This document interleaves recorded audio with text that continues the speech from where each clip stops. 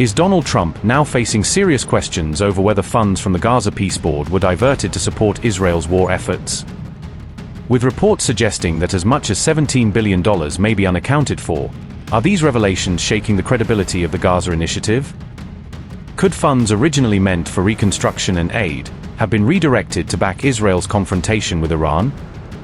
And as reports of financial strain and internal disagreement surface, is Trump's Gaza Peace Board now heading toward a deeper crisis?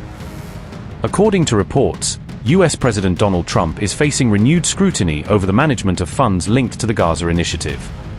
It has been alleged that nearly $17 billion were redirected from the Gaza Peace Fund during the period of heightened tensions involving Iran.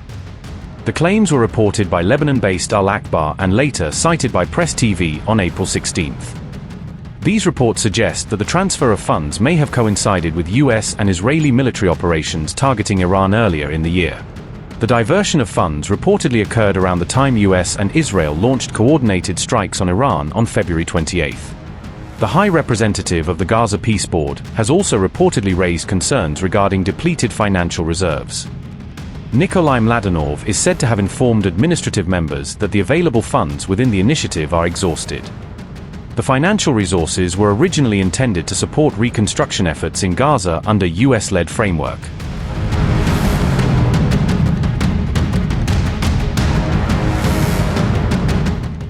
The Gaza Peace Board is also reported to be dealing with financial constraints and internal divisions.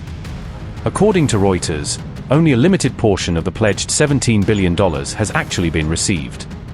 Sources indicated that only 3 out of 10 countries that committed funds have followed through on their contributions. The United Arab Emirates, Morocco, and the United States are reportedly among the few contributors that have released funds.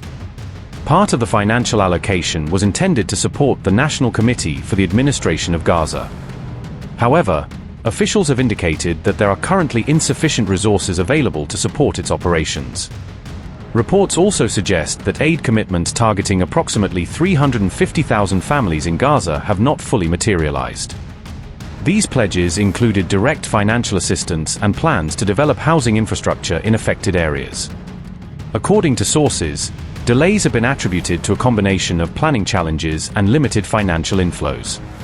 However, Donald Trump's Gaza Reconstruction Board had rejected claims of funding shortages, insisting there were no financial constraints affecting the initiative. The Gaza Board of Peace said, and I quote, "The report issued today by Reuters is fundamentally wrong and misleading. The Peace Council is a flexible institution focused on implementation and draws funding as needed. There are no restrictions on funding. And to date, all funding requests have been met immediately and in full.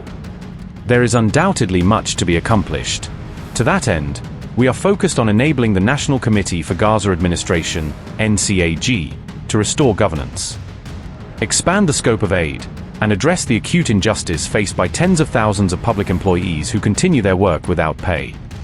All public employees deserve to be treated in accordance with the law, with fairness and dignity, and with full respect for their rights.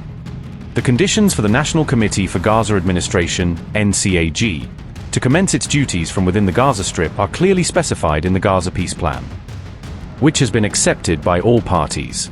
What is now required is firm and complete commitment to the full implementation of the peace plan, including the dismantling of weapons and military infrastructure and their permanent removal from use by armed groups in Gaza. This will enable large-scale reconstruction, a phased withdrawal of Israeli army forces, and the full implementation of the Peace Plan and Security Council Resolution 2803, end quote. Meanwhile, Hamas has rejected calls from the United States and Israel to disarm within the Gaza Strip.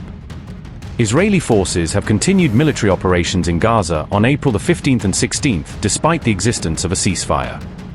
The Israel Defense Forces stated that the strikes are aimed at preventing the rebuilding of militant capabilities in the region.